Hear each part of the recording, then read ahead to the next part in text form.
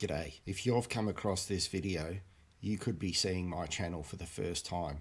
If that's true, then hi and welcome to my channel, Engineer and Machine. I'm a person with a vast amount of interests. Most relate in some way to mechanical things. They also extend into the world of electronics, programming, and technology. I've always been a pretty curious person, and I've followed a pretty meandering path to my current career as a high school technology teacher.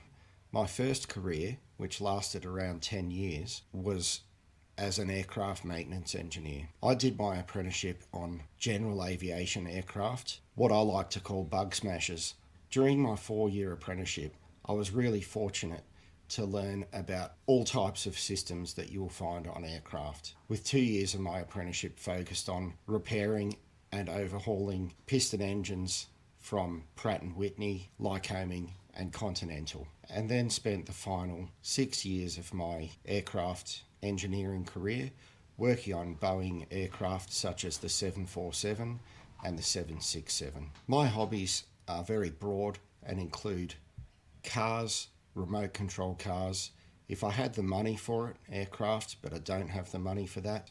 I'm always fixing things and repairing things. You'll always find that there's something on my bench somewhere along here which is waiting for me to give it the attention that it needs. I know on most YouTube channels people are extremely focused and they only do videos on one or two things. I think my niche is probably that I do more than just one thing, because I believe that if I can fix something, I'd like to be able to share with others in the case that they might be able to fix something too.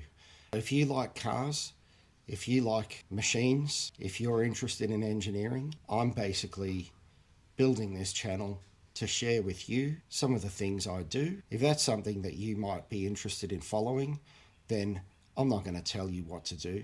You know where the buttons are. That's a little bit about what I can share with you on YouTube. Thanks for watching. See you next time.